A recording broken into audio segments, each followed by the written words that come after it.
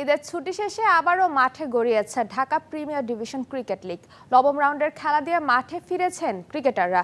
মিরপুরে বিগ ম্যাচে মোহামেডান স্পোর্টিং ক্লাবের বিপক্ষে টসে হেরে ব্যাট করতে নেমে 174 রানে গুটিয়ে গেছে প্রাইম ব্যাংক ক্রিকেট ক্লাব।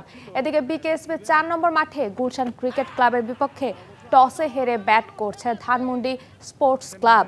তবে বিকেএসপিতে মাঠ ভেজা থাকায় আবাহনী লিমিটেড ও শাইনপুকুরের ক্রিকেট ক্লাবের ম্যাচ এখনো মাঠে গড়ায়নি। মাঠের অলরাউন্ডার আমি, আর ঘরের allrounder Tylox. Tylox toilet cleaner, clean মানেই টাইলক্স। ঈদের ছুটি কাটিয়ে আবারও মাঠে গড়িয়েছে ঢাকা প্রিমিয়ার লিগের খেলা। নবম রাউন্ডের খেলা দিয়ে মাঠে নেমেছে ক্রিকেটাররা। মিরপুর শেরে বাংলা স্টেডিয়ামে মুখোমুখি হয়েছে মোহামেডান ও প্রাইম ব্যাংক। সেখানে আছেন সহকর্মী শাহান পাপন। সরাসরি চলে যাচ্ছে তার কাছে। পাপন, ঈদের ছুটি শেষে আবারও ডিপিএল মাঠে গড়িয়েছে। আপনার কাছে কি খবর আছে আমাদেরকে জানাবেন। মোহামেডানের ম্যাচ চলছে আমরা জানি মিরপুরে।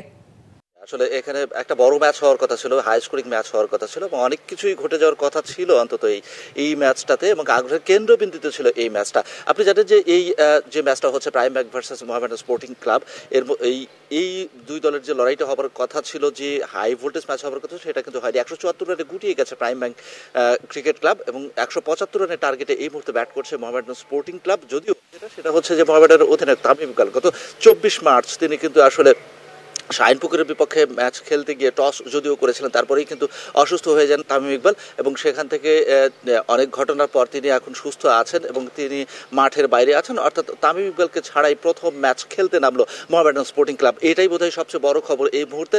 এবং মোহামেডান স্পোর্টিং ক্লাবের অবস্থান যদি দেখি পয়েন্ট টেবিলে, তারা কিন্তু 3 নম্বরে আছে এবং 4এই রয়েছে প্রাইম ব্যাংক ক্রিকেট ক্লাব। অর্থাৎ দুই দলের শক্তিমত্তার বিচারে কিন্তু একেবারে সমান হেড টু হেডে কিন্তু কাছাকাছি প্রায়। আজকে ম্যাচ জিতলে কিন্তু মোহামেডানের আসলে পয়েন্ট টেবিলে উন্নতি হওয়ার সম্ভাবনা 100%।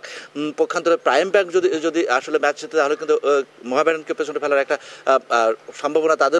পাপন, আপনাকে অনেক ধন্যবাদ।